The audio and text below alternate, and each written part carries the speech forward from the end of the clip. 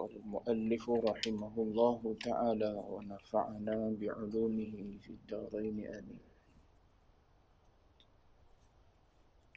Sabda Nabi sallallahu alaihi wasallam daripada Sayyidina Umar bin Al-Khattab berkata ia, Bainama nahnu julusun 'inda Rasulillah sallallahu alaihi wasallam dhata yawmin idh tala'a 'alaina rajulun shadidu bayadi thiyabi shadidu sawadi sya'ri la yura 'alaihi atharu as-safar ولا يعرفه منا أحد حتى جلس النبي صلى الله عليه وسلم فأسند ركبتيه إلى ركبتيه ووضع كفيه على فخذيه وقال. Tuan muslimin sedang jemaah yang dirahmati Allah sekalian, alhamdulillah, pertama dan selama-lamanya kita panjatkan puji syukur pada Allah. Dengan izin taufik hidayah Allah Ta'ala jua, pada malam ini kita sambung lagi bacaan kitab Risalah Al-Misbah Al-Munir fi Ma'rifatillahil Qadir, disusun oleh Syekh Abdul Aziz bin Ismail Al-Fatani rahimahullahu ta'ala. Syekh Abdul Aziz ni mertua kepada bapaknya sepanjang. Kita masih lagi dalam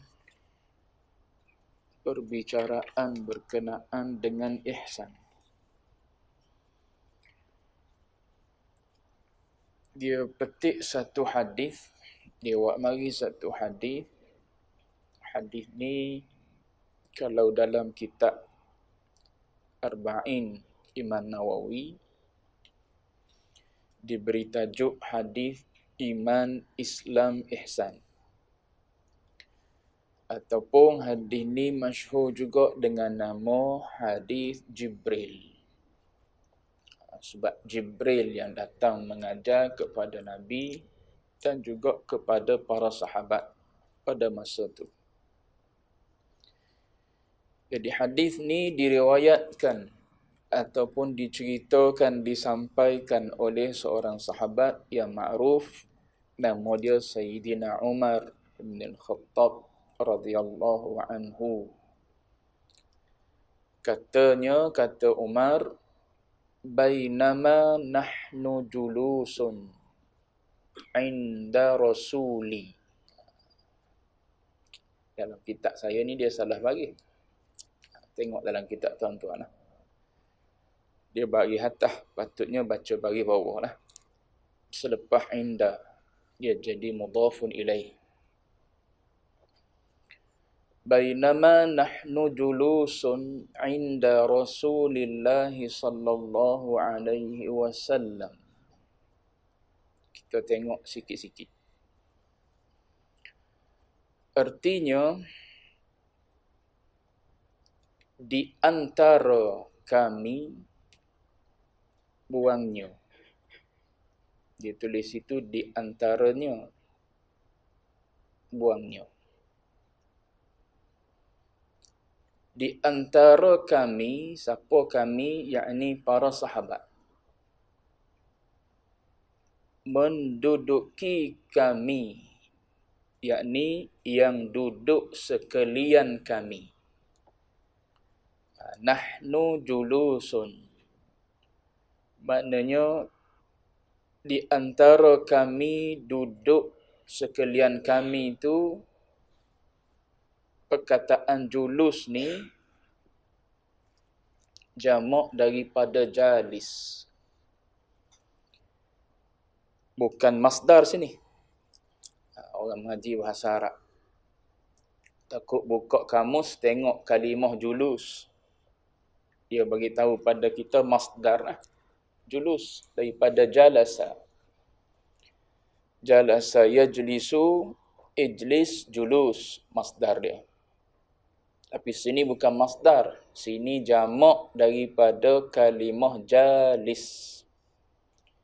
Nak beritahu ramai-ramai kami yang duduk daripada kalangan para sahabat tu. Duduk di sisi Rasulullah sallallahu alaihi wasallam. Duduk di sisi Nabi. Zata yaumin, pada suatu hari. Id ni dia panggil huruf yang digunakan oleh orang Arab untuk fujaiyah. Fujaiyah ni maknanya tiba-tiba. Gitu. Maknanya sedang para sahabat ramai-ramai duduk dengan Nabi pada suatu hari, tiba-tiba. Nah itu, tiba-tiba. Sebab tu dia terjemah dengan tiba-tiba. Sebab fujaiyah dipanggil. Tala'a alaina, tiba-tiba kelihatan di atas kami. Kelihatan tu maknanya datang. Ngaji kita lama gini. Sebab tu lama orang duk pondok. Nak boleh ke alim. Tiba-tiba kelihatan, yakni datang. Di atas kami, siapa datang? Rajulun. Seorang lelaki. Macam mana sifat pertama lelaki itu? Syadidu bayadis thiyabi. Sifat yang pertama pada lelaki itu yang sangat putih pakaiannya. Sifat yang kedua, syadidu sawadis sya'ri. Boleh? Syawadis sya'ri pun boleh. Ain mati boleh. Ain bagi hatah pun boleh. Syadidu sawadis sya'ar boleh. Sya'ar boleh. Dua-dua boleh baca. Jangan bergaduh. Takut bergaduh. Yang kedua sifat dia tulis dalam terjemahan dan. Tak nak dan. Sebab dalam teks hadis tu tak ada waw. Dia tak kata syadidu bayadis thiyabi wa syadidu. Tak ada waw situ. Dia tu datang syadidu sawadis sya'ar. Maknanya kita ganti dan tu dengan yang. Sifat yang kedua. Sifat yang kedua dia, yang bersangatan hitam rambutnya. Rambut lelaki yang tiba-tiba mari itulah ketika sahabat duduk dengan Nabi ramai-ramai tu. Lepas tu kata lagi Umar, la yura. Dia je yura, ra alif. Tak. Tak nak alif. Ganti dengan ya tak ada titik. Dia cara tulis pula. Ni ilmu menulis. Bila dia tak ada apa-apa kalimah huruf dah di belakang yura, maka dia dengan alif tapi bentuk ya dipanggil. Alif juga ni. Alif maksurah dipanggil. Bentuk ya. Kalau tak ada apa-apa dah selepas dia. Yara ke yura ke dia ditulis dengan ya gitu.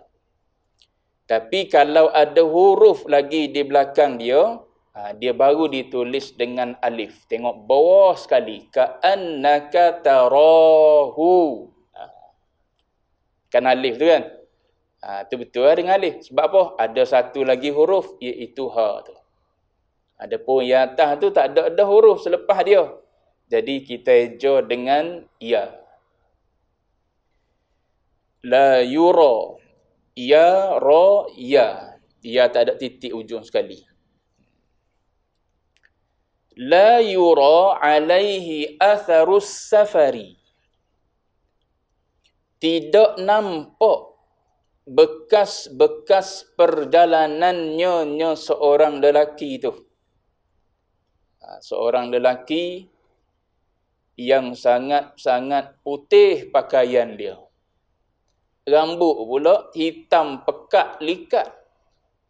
Tak ada tanda-tanda seorang yang bermusafir. Maknanya tidak mari jauh. Orang situ maknanya. Sebab baju dia pun putih elok. Kalau musafir, maknanya baju kotor. Rambut pun duk main dengan apa di padang pasir tu, maknanya serabut lah. Tapi dok baju putih, rambut hitam molek, maknanya berminyak, gitu. Tapi tak nampak kesan musafir. Tengok Umar kata lagi. Wala ya'rifuhu minna ahadun. Atas nun tak ada sabdu. Wala ya'rifuhu minna ahadun. Dan tidak mengenal akan dia, akan seorang lelaki tadi tu, oleh seseorang daripada puak kami, yakni puak sahabat. Tak ada seorang pun kenal. Nak kata orang asing mari jauh, tak ada tanda-tanda mari jauh. Baju molek-molek lagi kalau kita, gak maknanya baju bergosok elok lagi dah. Rambut pun semak lagi lah, berminyak lagi. Kalau jenis belah, kat belah molek lagi lah. Tapi tak ada orang kenal. Tak ada kesan musafir. Tu jadi pelik tu Sayyidina Umar. Baik. Hatta, sehinggalah. Itu jemuh, sehinggalah. Sehingga hatta jalasa tambah ilah. Hatta jalasa ilan nabiyyi. Teks dia gitu. Hatta jalasa ilan nabiyyi sallallahu alaihi wasallam. Sehingga ia lelaki tadi tu menduduki akan Rasulullah. Menduduki akan tu maknanya berhampiran dengan Rasulullah sallallahu alaihi wasallam. Ada riwayat lain yang menceritakan suasana yang sama ni. Riwayat lain sebut Jibril masih berada di luar. Kan di Masjid Madinah tu ada babu Jibril.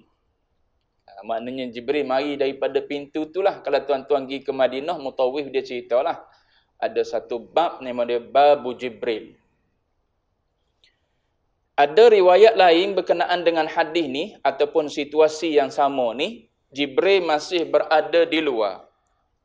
Lalu dia pun kata kepada Nabi, "Adnu, boleh tak aku nak masuk rapat?" Nak masuk dekat lah. Lalu Nabi kata, "Udnu." Masuklah. 3 kali dia tanya, "Adnu?" Nabi kata, "Udnu." Dia tanya lagi, "Adnu boleh tak?" Yang pertama tu istifham, minta izin. Tu kita boleh ambil daripada situ adab yang diajar oleh Jibril bila kita berguru. Minta izin. Apa-apa pun minta izin. Ni Jibril ni guru ni. Tapi nak masuk rapat dengan Nabi tu minta izin dulu. Minta izin Tuan Guru, gitu.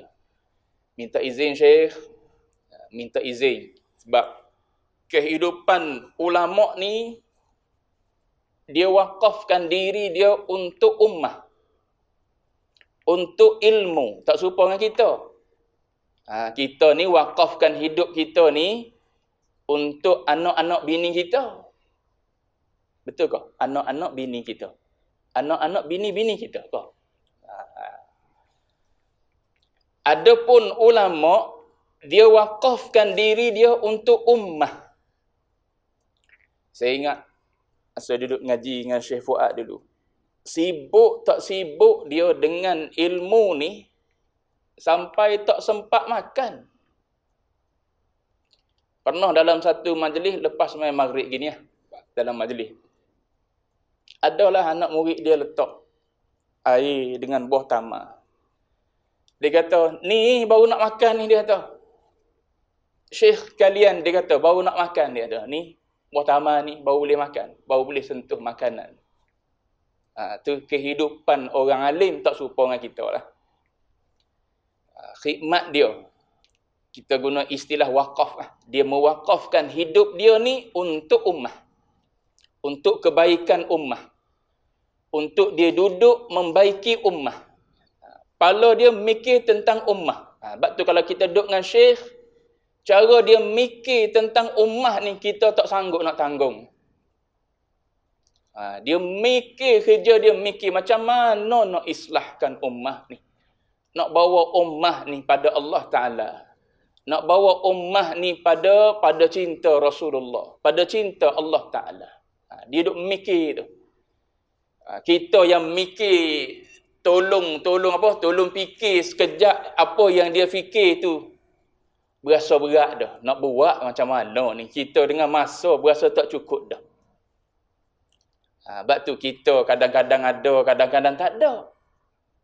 Tapi dia dah boleh tinggal berbulan, tinggal keluarga dia daripada Mesir mari duduk Malaysia. Sebulan dia mari duduk. Bukan mari seminggu 2 hari, apa seminggu 2 minggu. Sebulan kalau sekali mari. Lepas kita yang pergi duduk mulazamah dengan dia, bukan tiap-tiap malam pergi. Hujung minggu je pergi. Tu pun kalau tak ada apa-apa urusan. Tu nak kata hemah ulama. Tinggal negara, mari duduk tempat kita berbulan kadang-kadang. Demi untuk membaiki ummah. Dia tak serupa dengan kita. Sebab tu minta izin. Sebab tu dalam kitab-kitab lain, bila guru berangkat untuk balik, jangan tahan. Sebab dia ada urusan lain lagi. Cuma dia tak cerita kita. Dia ada urusan lain lagi. Dengan majlis ilmu dia ke, ataupun dengan apa ke, tak kira lah. Sebab dia ada kehidupan ilmu dia. Sebab tu kita tak diajar dah untuk tahan dia. Untuk bertanya lagi. Kecuali dia izin waktu selepas dia mengajar untuk tanya. Macam babak gitu. Dia berhenti lepas dia mengajar dah 2 jam. 2 jam mengajar. Lepas dia mengajar 2 jam, maka dia berhenti. Kalau ada nak tanya, tanya masa tu. Jangan pula waktu dia berjalan dah baru nak tanya. Waktu dia berhenti tu, dia bagi ruang untuk bertanya, tanya. Sebab bila dia dah berjalan keluar, maka dia dah ada benda lain dah dia nak pergi. Sebab tu Nabi kita tengok dalam kitab Syama'il, Nabi berjalan umpama menuruni bukit. Sebab perjalanan dia bermatlamat. Bukan perjalanan dia macam kita, heret selipar. Tak tahu nak pergi ke mana dah. Bawa kereta pun kadang-kadang tak tahu nak ke mana. Kita pergi ni pergi situ. Tanya orang. Tanya bini kita, nak pergi ke mana kita ni? Bini kita kata, tanya anak nak pergi ke mana? Tanya anak pula. Tak tahu nak pergi ke mana. Sebab apa? Hidup kita gitu. Hidup orang alim tak gitu. Dia ada kehidupan ilmu dia yang dia sediakan ataupun dia persiapkan untuk ummah. Tengok ulama-ulama macam mana dia sibuk, dia boleh tulis banyak kitab. Tuan-tuan tengok Ustaz Hazri Al-Bindani depan mata lah, sebab saya duduk dengan dia sekejap dulu. Masa duduk mengajar sekali tu. Macam mana dengan kesibukan dia berkuliah, dia boleh hasilkan kitab yang banyak. Banyak kitab dia. Usia muda lagi. Muda pada saya lagi. 40 lebih juga. Tapi muda daripada saya lagi. Tapi boleh menghasilkan kitab yang banyak. Macam mana kita nak bayar? Dia balik kuliah maghrib. Lewat dah juga. Kuliah subuh pula. Lepas dia terima jemputan jauh-jauh pun dia pergi. Luar daripada KL Selangor dia pergi lagi. Tapi boleh menghasilkan kitab. Itu kata waktu dia barakah. Waktu dia dihabiskan untuk ilmu. Dia tak serupa dengan kita. Sebab tu baca dalam kitab Bidayah wan Nihayah, jumpa beradab dengan guru. Baca dalam kitab Ta'limul Muta'allim, Zarnuji kita akan jumpa adab dengan guru. Ini di antara adab yang Jibril tunjuk kepada sahabat. Dalam riwayat lain, dalam riwayat kita ni tak ada dia masuk. Dalam riwayat lain sebut Nabi Jibril minta izin dengan Nabi 3 kali nak masuk rapat dengan Nabi. Lalu Nabi kata, udnu, masuklah. Barulah Jibril masuk. Gitu. Bila dia masuk, hatta jalasa ilan Nabi sallallahu alaihi wasallam, dia masuk duduk rapat berhampiran dengan Rasulullah. Lalu kata Sayyidina Umar, fa asnada rukbataihi ila rukbataihi. Maka ditulis itu dan deh. Maka kita terjemah tukar maka. Sebab fa tu bukan dengan waw. Fa asnada. Maka sandar ia lelaki, yakni Jibril itulah, akan dua lututnya, lutut lelaki tadi tu, kepada dua lutut Rasulullah sallallahu alaihi wasallam. Lutut dia belaga dengan lutut Nabi. Memang rapat sungguh duduk dengan Nabi. Maknanya depan Nabi dia selalu. Kemudian apa lagi dia buat? Wa wada'a kaffaihi ala fakhidhaihi. Dan meletak ia seorang lelaki tu akan dua tangannya, dua tangan lelaki tadi ke atas dua paha Rasulullah. Dia terjemah gitu sini. Dia ada dua pendapat ulama sini. Ada ulama kata wada'a kaffaihi, dia letak dua tangan dia ala fakhidhaihi, atas dua pahanya, dua paha lelaki itulah dia sendiri. Maknanya dia letak dua tangan dia atas dua paha dia. Dia duduk macam kita duduk iftirash lah. Bahasa semayang duduk antara dua sujud. Duduk gitu. Lepas tu tangan duduk atas lutut, dua-dua. Satu pendapat lain, tangan dia duduk atas paha Nabi. Kita. Pendapat yang kedua. Dia ambil pendapat yang kedua. Ni dia terjemah tu. Tangan dia letak atas paha Nabi. Pelik tu Sayyidina Umar tengok. Orang tak kenal. Siapa-siapa pun tak kenal daripada kalangan sahabat yang ramai duduk dengan Nabi tu tak kenal. Tiba-tiba masuk, duduk rapat dengan Nabi, tangan letak atas paha Nabi.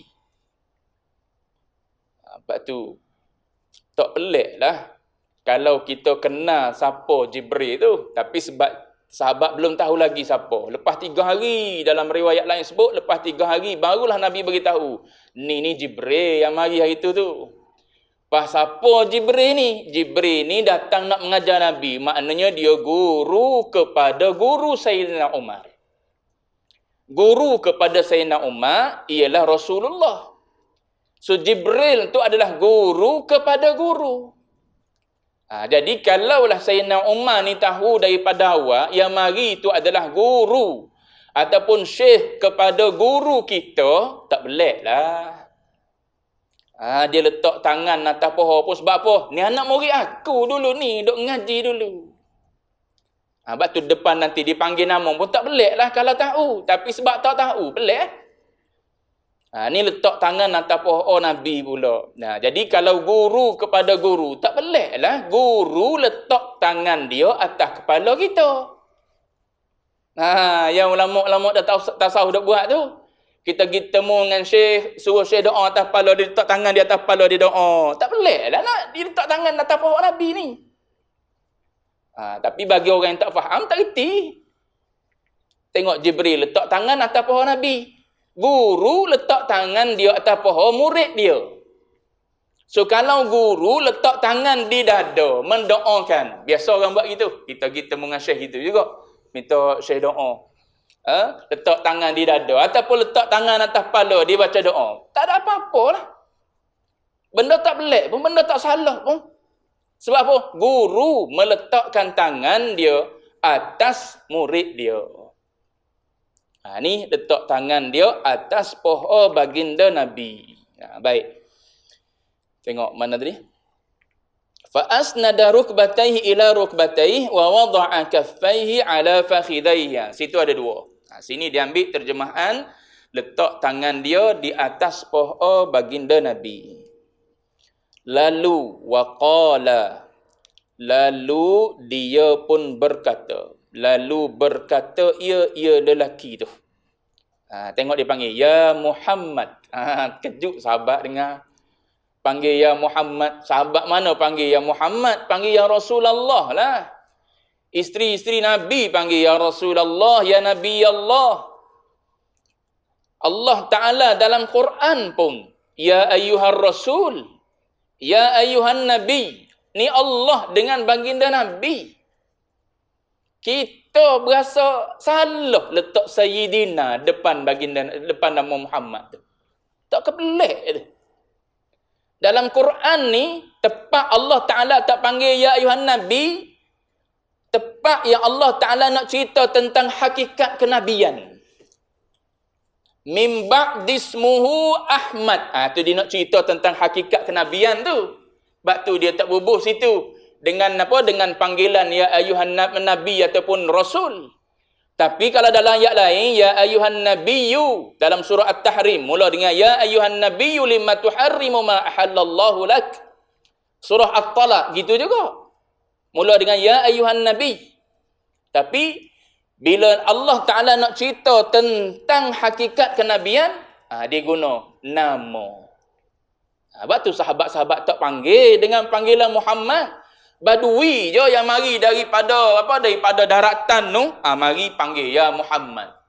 Sahabat-sahabat tak buat gitu. Itulah adab dipanggil. Jadi Jibril ni panggil ya Muhammad. Tak apalah sebab dia guru. Supaya kita ni dah jadi apa? Dah jadi cikgu dah katakanlah. Lepas tu kita tengah-tengah duk mengajar, katakanlah, cikgu kita dulu. Mari ke sekolah kita tengok kita duk mengajar. Mak, tak salah dah sebab cikgu kita.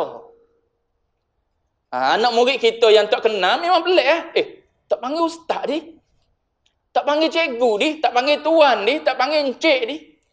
Ni cikgu saya dulu ni. Bagi tahu kita beres. Clear anak murid. Tapi selagi mana anak murid tak clear, dia kata, siapa dia ni tiba-tiba panggil nama gini? Begitulah ibarat sini. Maknanya Jibril panggil ya Muhammad sebab dia adalah guru kepada baginda Nabi. Dia nak mari nyampai ilmu ni kepada Nabi dan juga kepada para sahabat. Pada kita semualah. Baik, lalu kata dia, ya Muhammad, akhbirni anil Islam. Dalam riwayat lain dia tanya iman dulu. Sini dia tanya Islam dulu. Tak apalah, mana-mana pun. Akhbirni ada Hamzah at-tahlif. Dia panggil Hamzah kotak situ. Akhbirni anil Islam. Mana tadi? Ya Muhammad, beritahu akan saya daripada Islam. Maknanya ceritakan kepadaku tentang Islam. Faqala Rasulullah sallallahu alaihi wasallam. Sabdanya, lalu Nabi pun jawab, an tashhada an la ilaha illallah wa anna Muhammadan Rasulullah. Atau wa anna, tahlil itu pun ada hamzah juga. Wa anna Muhammadar Rasulullah wa tuqimas salata wa tu'tiyaz zakata. Dia tulis tu kat situ. Nak ta. Maf'ulun bih. Wa tu'tiyaz zakata wa tasuma ramadana. Lepas tu situ nak wa tahujja. Dia silap baris. Silap cetak ya. Wa tahujjal baita. Inis, nak alih bagi bawah. Dia berbagi atas tu. An, nak in. In dengan makna jika. Syartiyah dipanggil. Inis tata'ta istata'ta ilaihi sabila. Asalnya in, tapi sebab nun mati temu dengan sin mati. Jadi macam mana nak selesaikan ni? Mati temu dengan mati, di baris bawahkan nun tadi. Jadi kita baca inistata'ta ilaihi sabila. Baik. Bila dia tanya Islam, Nabi pun jawab. Nabi kata, sabda Rasulullah, bahawa menyaksi engkau bahawa tidak ada Tuhan. Tidak ada Tuhan maknanya yang selayaknya disembah dengan sebenar-benarnya. Tak ada yang lain. Melainkan Allah. Dan bahawa Muhammad Rasulullah.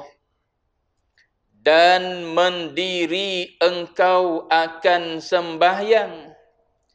Dan mengeluar engkau akan zakat.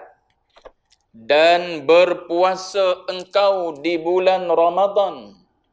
Dan menunaikan engkau akan fardu haji ke Baitillah. Lepas tu, inistata'ta tu. Jika kuasa engkau kepadanya, yakni kepada Baitillah, akan jalan. Akan jalan tu, situ maksud dia, belanja kita ada. Lepas tu, kemampuan apa lagi? Dari sudut belanja, kita ada. Kemudian dari sudut sihat tubuh badan, ada. Belanja tu pecah lah. Belanja yang orang kalau kita tinggal anak bini di rumah, maknanya belanja anak bini di rumah, ada. Lepas tu belanja untuk pergi, belanja untuk balik, belanja untuk duduk sana. Kena ada belakang tu. Tu maksud sabila situ. Maknanya kemampuan kita. Kemampuan apa? Kemampuan belanja. Pecah tadi. Lepas tu kemampuan dari sudut apa lagi? Kemampuan dari sudut sihat tubuh badan. Lepas tu kemampuan dari sudut apa? Jalan aman. Tu boleh pergi kalau ada cukup lengkap syarat tersebut. Baik. Ni Nabi cerita tentang Islam. 5 perkara ni Islam. Tapi hadis ni, hadis mujmal ni dipanggil ni. Hadis ni dipanggil hadis mujmal. Bila hadis ni cerita syarat ataupun rukun Islam ni ialah yang pertama bersyahadah. Kemudian lepas daripada tu mendirikan solat. Hendaklah engkau mendirikan solat. Umum tu. Macam mana nak solat? Rukun solatnya macam mana? Syarat solatnya macam mana? Macam mana nak buat tu? Kalau ulama tak cari yang lain pula dalil dia. Hadis ni dipanggil hadis mujmal. Bila hadis mujmal, nak kepada hadis yang berbentuk mubayyan, yang menerangkan pula. Ada hadis ataupun ada ayat yang berbentuk mutlaqah. Bila ayat ataupun hadis yang berbentuk mutlaqah, nak kepada hadis ataupun ayat yang berbentuk muqayyadah. Tu semua khijau ulama lah tu. Dia hanya sebut sini puasa Ramadan. Apa itu puasa? Apa rukun puasa? Syarat-syarat sah puasa? Perkara yang membatalkan puasa? Daripada bila ke bila kita nak puasa ni? Tu semua tu tak ada lah sini. Tu kata khijau ulama, bukan khijau kita. Betul ulama tolong simpan pada kita dalam kitab fiqh dia. Setelah dia cari dalam Quran, dia cari dalam hadis, menghuraikan ayat hadis yang umum ni, maka keluarlah perbahasan dalam kitab fiqh tu secara detail. Barulah kita tahu, semayangnya begini. Rukunnya ada sebanyak ni. Syarat sahnya ada sebanyak ni. Sebelum tu kena ada wuduk dulu. Rukun wuduk. Kena air pula. Air dulu. Belum nak berwuduk, kena air dulu. Nak bersuci. Kalau ambil semayang, air tak suci, tak sah. Ataupun ada air semayang, tapi kita ada najis di tubuh. Tak selesai juga. Tu semua tu nak kena tahu. Mari mana semua tu? Ulama tolong cari untuk kita. Sebab tu sangat-sangat tak kena slogan nak kembali kepada Quran dan sunnah saja. Tak apalah bagi orang alim.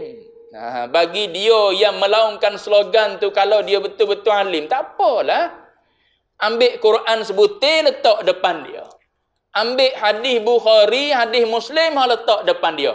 Tak apalah dia orang alim, dia buka Quran, dia buka hadis. Dia tahu ayat ni, huraian dia duduk sini dalam hadis, contohnya. Ataupun ayat ni dihuraikan oleh ayat ni pula dalam Quran yang sama. Tak apalah dia orang alim. Slogan tu tak boleh guna untuk kita orang awam. Kita orang awam ni beramal pun dalam keadaan apa? Terabur-rabur lagi. Dalam keadaan ada tahu, ada tak tahu lagi kita. Tak boleh buat gitu untuk semua orang. Untuk orang yang berilmu, silakan, ahlan wa sahlan, dah tak nak pakai mazhab, pakai lagi ya. Tapi memenatkan lah. Sebab apa? Sebab dah siap dah ulama buat untuk kita. Kita seolah-olah macam nak mula semula. Nak mula baru balik. Buka Quran semula. Lepas tu cari dalam hadis mula. Kita mula step baru pula. Ulama dah siap dah, tak payah dah tengok Quran. Mau tengok dalam ni. Kitab fiqh. Tengok bab apa? Bab semayang. Cerita detail tentang bab semayang. Tapi gitulah zaman kita hari ni. Jangan tersilap sudahlah kita. Nak ngaji fiqh, buka kitab fiqh. Nak ngaji akidah, buka kitab akidah je. Semua tu ambil daripada Quran, ambil daripada hadis dah. Baik. Tu Nabi ditanya oleh Jibril tentang Islam. Lalu selepas Nabi jawab, qala sadaqta. Pelik pula Sayyidina Umar. Dia tanya, bila tanya ni nampak macam dia tak tahulah. Tapi selepas daripada dia tanya, berkata lelaki itu, benar engkau. Tadi nampak dia tanya macam tak tahu. Lepas Nabi jawab, dia kata betul jawapanmu tu. Maknanya macam dia tahu dah. Jadi pelik Umar. Sayyidina Umar berasa pelik. Tertanya-tanya dia. Tapi itulah Nabi tak jawab lalu. Sebab apa? Nak suruh main dalam hati dia dulu. Nak tahu. Bila nak tahu sangat-sangat dah, barulah Nabi bagi tahu. Hadza Jibril. Atakum yu'allimukum dinakum. Mari ni nak mengajar kamu tentang agama kamu. Baik. Jadi dia jawab pada Rasulullah, betul. Apa yang menjawab tu benar. Lalu kata Sayyidina Umar, fa'ajibna lahu yas'aluhu wa yusaddiquh. Maka di situ kemudian terus dia tertinggal. Kataan fa'ajibna lahu yas'aluhu wa yusaddiquh tu tak ada dalam terjemahan tu. Kena tambah sendiri. Maka ajib ni apa hairan deh. Bahasa Melayu kita hairan. Hairan ni bukan bahasa Melayu, hairan ni bahasa Arab lagi. Hairana lahu dalam Quran guna. Kalimah hairan ni bahasa Arab, Melayu ambil daripada Arab. Kalimah Melayu kita betul apa? Ta'ajub. Ta'ajub Arab juga. Apa? Pelik. Pelik boleh kot. Fa'ajibna, maka kami merasa pelik. Ataupun merasa apa? Kalau terjemahan lama diterjemah dengan rasa tercengang. Gitu. Kitab lama diterjemah gitu. Maka hairan kami ataupun maka pelik kami baginya, bagi lelaki tu. Tanya yas'aluhu, tanya ia lelaki itu akan soalan, dan membenar ia lelaki itu akannya akan soalan, jawapan yang diberi oleh Nabi tu. Tulis kita. Panjang sikit kena tulis. Tapi tak apa, tidak ngaji you. Kalau ngaji you tak sempatlah tulis.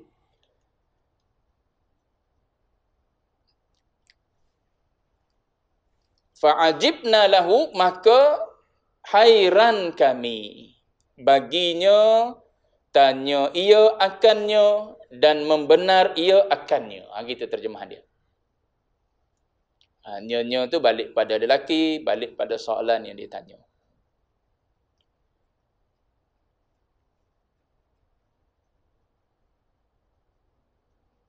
Habis itu. Lepas tu, lepas wa yusaddiquhu tu qala dia. Qala kan. Lepas tu antu'mina. Dia jatuh pula situ. Matan hadis jatuh. Tadi jatuh terjemahan. Ni jatuh matan hadis pula. Selepas wa yusaddiquhu tu tambah. Qala fa akhbirni 'anil iman. Gitu. Nak eja macam mana tahu tu. Gitulah ngaji ni. Tapi tak apa, slow-slow pun reti insya-Allah.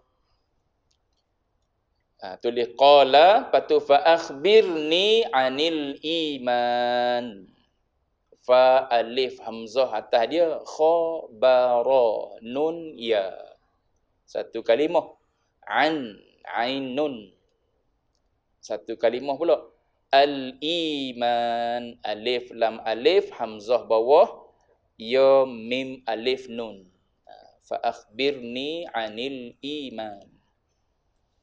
Ni kalau ngaji tak ngadak ke, duk baca hak salah. Bab tu ngaji kena ngadak. Ngadak tok guru gitu. Tak ada dekat jauh kita pergi. Saya ngaji kitab ni dengan Baba Zik di Kota Baru. Daripada Tanah Merah tempat saya tinggal tu pergi ke Kota Baru sejam ada. Maknanya pukul 6 tu kena tolak dah. Kena tolak dah. Padahal balik kampung ni seronok duduk rumah lah. Duduk dengan mak ayah kan. Duduk dengan adik-beradik. Buah tak habis lah. Buah adik-beradik ni kan. Tapi tak kena tinggal. Sebab apa nak ngaji kita? Sejam sebelum maghrib kena tolak dah. Kat lain kalau dia mari di tempat kita. Dulu dia mari tempat kita. Sekarang ni dia tak mari dah. Dia duduk main area Kota Baru. Jadi kalau nak ngaji dengan dia kena pergi belah sana. Baik. Kalau tidak tak tahu jatuh ni. Kalau beli baca sendiri ke, lintang pukang lah jawab dia. Qala, lepas tu baru jawab. Bawah tu ada terjemahan dia. Mana tadi? Kemudian menanya tu. Terjemahan ada, matan tak ada. Kemudian menanya lelaki itu. Ada bawah terjemahan, cuma matan tak ada. Dia tanya tentang iman. Wahai Muhammad, beritahu akan saya daripada iman. Itu terjemahan fa akhbirni 'anil iman. Sabdanya sabda Nabi sallallahu alaihi wasallam, itu baru masuk qala an tu'mina.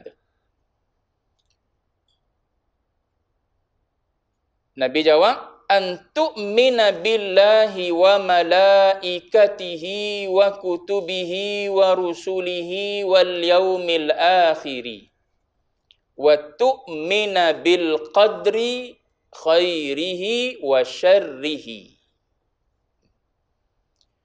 Sabdanya sabda Nabi, Nabi jawab soalan Jibril, bahawa percaya engkau akan Allah dan akan malaikat dan segala kitab-kitabnya, yakni kitab-kitab Allah, dan sekalian rasul-rasulnya, yakni rasul-rasul Allah, dan akan hari kiamat. Habis itu. Lepas tu, wa tu'mina bil qadri khairihi wa syarrihi. Dan percaya. Ni Nabi ulang ni, ulama tengoklah. Bila Nabi ulang pula di qadar tu. Kalau tak ulang pun tak apa dah. An tu'mina billahi wa malaikatihi wa kutubihi wa rusulihi wal yaumil akhiri wa bil qadari khairihi wa syarrihi pun tak apa dah. Tapi bila Nabi ulang sebelum masuk rukun iman yang keenam, Nabi bubuh pula kalimah wa tu'mina.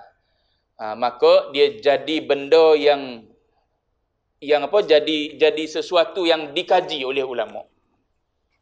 Maka ulama sebut dalam kitab Dalilul Falihin, dia sebut kitab Dalil Falihin ini syarah kepada Riyadhus Salihin. Nama kitab yang mensyarahkan Riyadhus Salihin itu Dalilul Falihin, 4 jilid. Dalam kitab Dalilul Falihin dia sebut Nabi ulang kalimah tu'mina tu nak menegaskan. Fungsi dia taukid. nak menegaskan sebagaimana ayat Quran yang tuan-tuan duk baca lah, bukan tuan-tuan duk baca, ahli-ahli politik duk baca waktu ceramah politik. Apa ayat dia? Wa ati'ullaha wa ati'ur rasula wa ulil amri minkum. Allah Ta'ala ulang kalimah ati'u tu. Kalau dia tak ulang pun tak apa. Wa ati'ullaha wa ati'ullaha war rasula wa ulil amri minkum. Tak apa. Tapi dah Allah Ta'ala ulang kalimah ati'u pada Allah dan ati'u pada Rasul. Dia nak bagi tahu sesuatu situ. Dia nak bagi tahu mu taat pada Allah mesti mu kena taat pada Rasulullah. Dan mu taat pada Rasulullah maknanya mu taat tu pada Allah Taala. Gitu.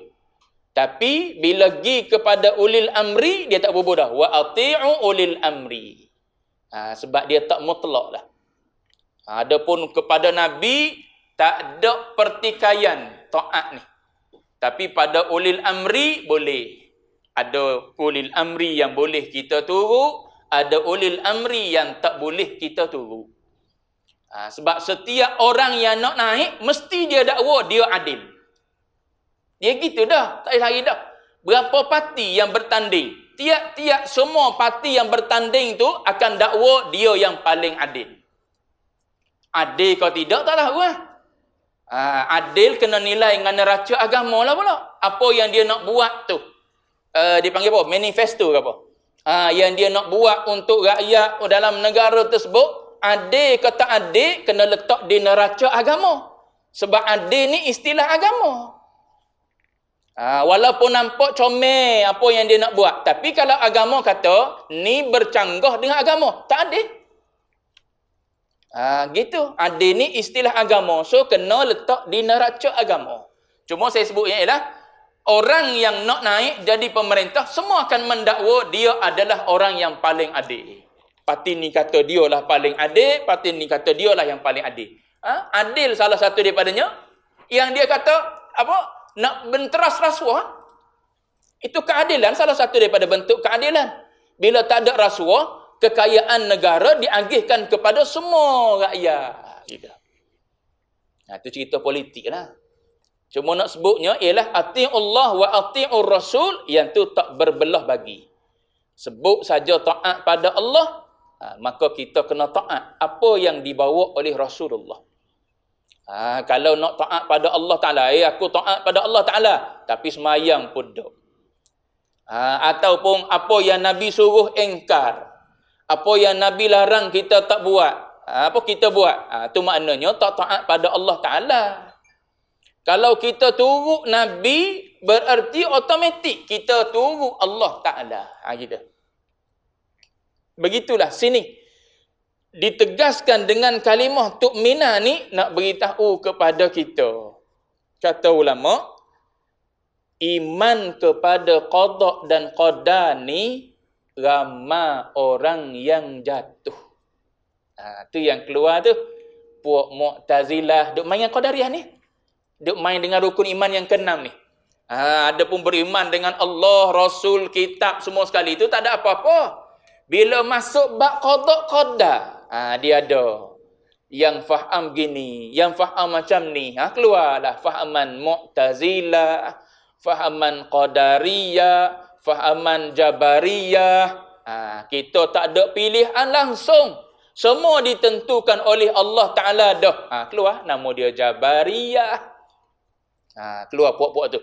Tidak Ahlus Sunnah tu. Bab tu kena faham betul-betul. Bab tu Nabi isyarat awal-awal lagi, Nabi ulang kalimah wa tu'mina bil qadari. Wa tu'mina bil qadri, dan percaya engkau dengan qadarnya, qadar Allah, yakni takdir Allah Ta'ala. Takdir Allah Ta'ala ni khairihi, baiknya qadar tu, wa syarrihi, dan jahatnya qadar tu. Ni dia panggil tengok melalui angle syariat, dipanggil. Bila Nabi sebut, dan hendaklah engkau percaya dengan qadar Allah Ta'ala yang baik dan yang buruk. Baik dan buruk tu tengok dari sudut syariat. Bila tengok dari sudut syariat, ada baik, ada buruk lah. Kita semayang, syariat memang suruh kita semayang. Aqimus salah, kita pun semayang. Maka bila kita mendirikan semayang, maknanya baik ya, perbuatan kita tu. Lepas tu, kalau orang yang tak semayang, agama larang tak semayang. Maka perbuatan tak semayang, tengok pada kacamata syariat, celah. Tu syar, buruk. Tapi kalau kita tengok ketentuan qadar ni daripada Allah Ta'ala semua, tak ada lah buruk. Semua baik. Tak ada istilah buruk, semua baik. Faham boleh? Dia macam gini. Macam gini. Kita 3 beradik.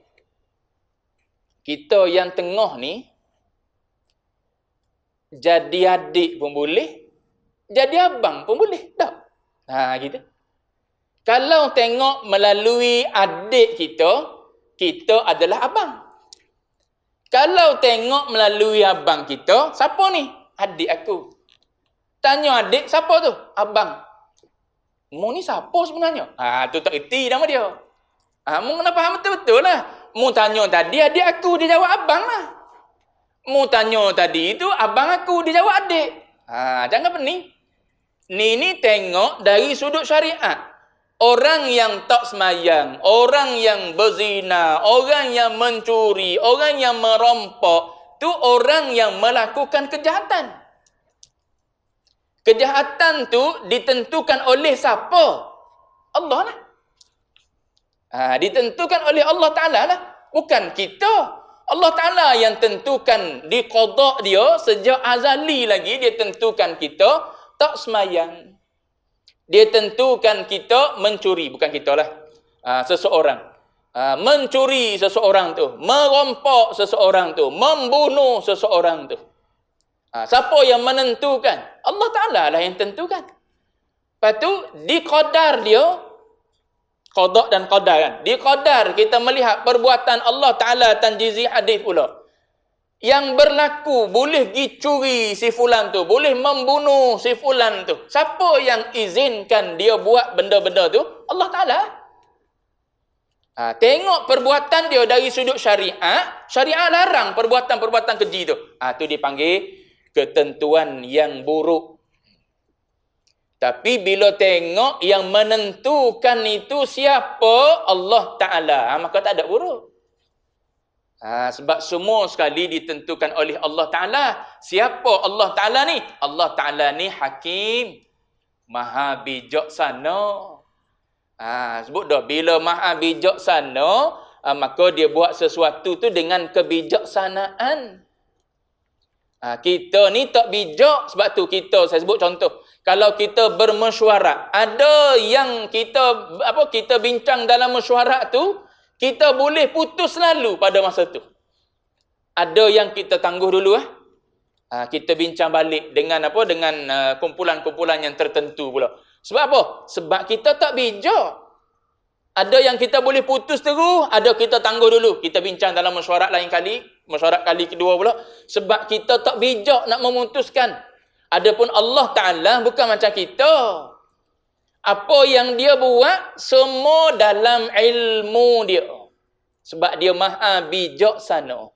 Jadi, dia yang menentukan begini berlaku dalam hidup kita. Tu yang Allah Ta'ala sebut tu. Alladhi ahsana kulla syai'. Dia yang memperlakukan kebaikan pada semua benda. Baik je.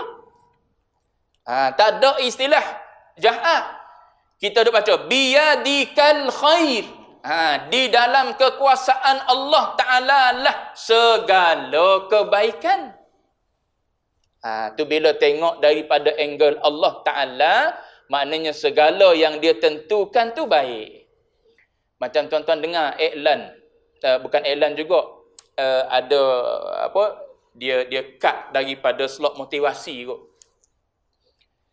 Dia ulang dalam radio Aikim. Ada orang yang Allah Ta'ala matikan dia di tali gantung. Zahir kita nampak jahat. Kan? Kenapa sampai peringkat dia mati di tali gantung? Boleh jadi dia mengedar dadah. Boleh jadi dia bunuh orang dan sebagainya lah. So akhirnya dia dijatuhkan hukuman mati di tali gantung. Dia kata, mati di tali gantung lebih baik daripada mati mengejut. Mati mengejut. Mati dalam keadaan kita tak ready, tiba-tiba mati. Tu orang yang mati aksiden, na'udzubillah. Kan? Mati aksiden dalam keadaan macam mana? Kadang-kadang tengah bawa makwa, kadang-kadang kan. Kita tengok dalam surat khabar, kita baca surat khabar. Dia dan pasangannya, tunangnya. Maknanya berdua-duaan dalam kereta tersebut, aksiden mati, dua-dua mati. Tu na'udzubillah lah apa yang dia buat sebelum daripada tu. Sempat taubat, tak taubat tu kira dia dengan Allah Ta'ala lah. Cuma nak sebutnya, mati mengejut lebih menakutkan berbanding dengan mati di tali gantung. Sebab kadang-kadang orang mati di tali gantung ni insaf dah. Walau jenayah yang dia buat bunuh 99 orang. 100 orang dia bunuh. Tengok dalam hadis tu yang bunuh 99, 100 orang bunuh tu. Jalan nak pergi ke tempat dia nak berhijrah, nak pergi bertaubat pada Allah Ta'ala. Mati situ. Ahli syurga dah dia. Belum sampai lagi ke tempat tu. Tapi sebab niat dia dah azam sungguh-sungguh dah nak tinggal perbuatan tersebut. Menyesal sungguh-sungguh dah. At-taubatu an-nadam. Taubat ni adalah penyesalan. Menyesal ni satu rukun yang susah kita nak dapat. Kalau dapat rukun menyesal, tu maknanya kita melalui taubat nasuha. Sebab tu taubat dia bukan rukun dia ialah menyebut astaghfirullahalazim. Rukun dia bukan kita menangis dah. Rukun dia ialah ada 3 rukun kalau tak berkait dengan manusia, 4 tambah 1 lagi kalau berkait dengan manusia. Ada 3 rukun atau 4 rukun tu, jadilah taubat nasuha. Walau mulut tak sebut astaghfirullahalazim, walau air mata tak ngalir titik pun, tapi ada rukun taubat. Tu dalam kitab penawar tentang ngaji temuah bab rukun-rukun tu. Cuma nak sebutnya kena faham lah. Jangan pula kita berasa kita titik air mata, kita berasa taubat dah. Titik air mata tu boleh jadi kerana orang sebelah menangis, kita pun berasa nak menangis juga. Titik air mata sebab tengok orang sedih, kita pun berasa sedih juga. Ataupun dengar bacaan yang mendayu, kita pun mari rasa sedih. Ya, kau sedih menyesal tu. Cuma ghalibnya daripada kalimah astaghfirullah ataupun istighfar kita lah. Sebab istighfar ni satu iktiraf. Pengakuan kita di depan Allah Ta'ala. Kita ni hamba yang berdosa. Maknanya kita sedar diri dulu pada masa tu. Sebab tu keluar mulut astaghfirullah. Sedar diri, berasa kita banyak salah, banyak dosa. Maka dia menangis dalam hati kita. Bila dia membuak-buak, dia keluar dia air mata. Ghalibnya gitulah. Cuma nak sebutnya ialah apa yang Allah Ta'ala perlakukan dengan sifat hakim dia. Kita panggil hikmah. Hikmah. Iaitu dengan bijaksana. Kadang-kadang hikmah tu kita tak nampak lagi hari ni. Kita nampak bila? Mungkin tahun depan, mungkin 10 tahun akan datang dan sebagainya.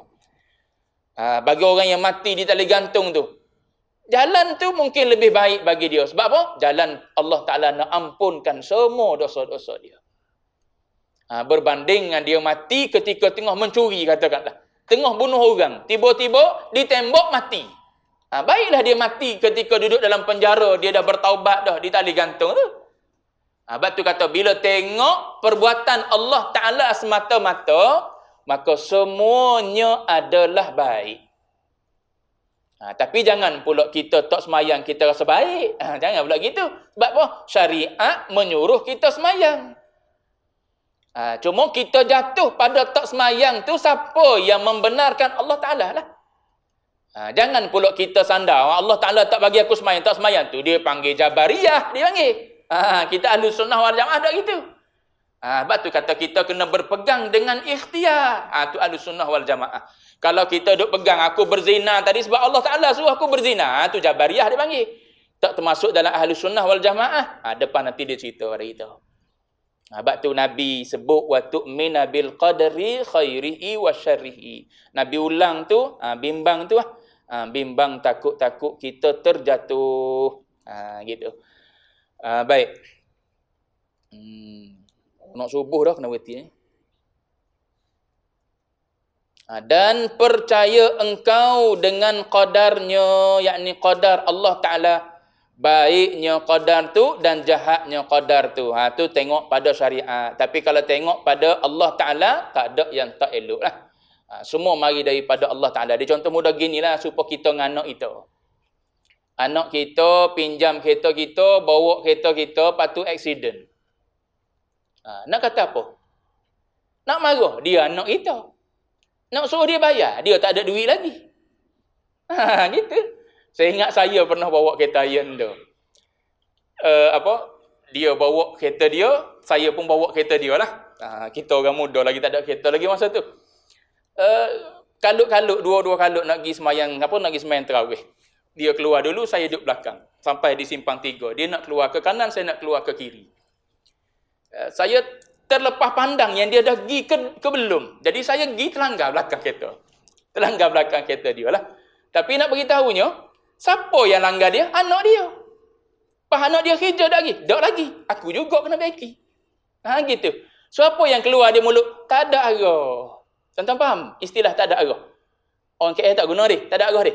Orang Kelantan dia guna istilah tu. Tak ada arah. Nak macam mana? Ayah juga lah baikinya sebab kereta dia nak suruh kita baiki, kita tak ada duit lagi. Tengok belakang keluar driver, anak kita. Nak marah, anak kita. Dia keluarlah kalimah, tak ada arah. Tak ada arah ni ambil daripada mana? Tak ada arada. Tak ada iradat kita. Yang adanya iradat Allah. Gitu. Tu orang Kelantan guna. Tak ada arah. Tak ada arada. Tak ada kehendak kita ni. Pada hakikatnya tak ada kehendak kita. Kehendak siapa sebenarnya? Aradallah. Allah Ta'ala yang berkehendak. Tengok orang orang Kelantan cakap.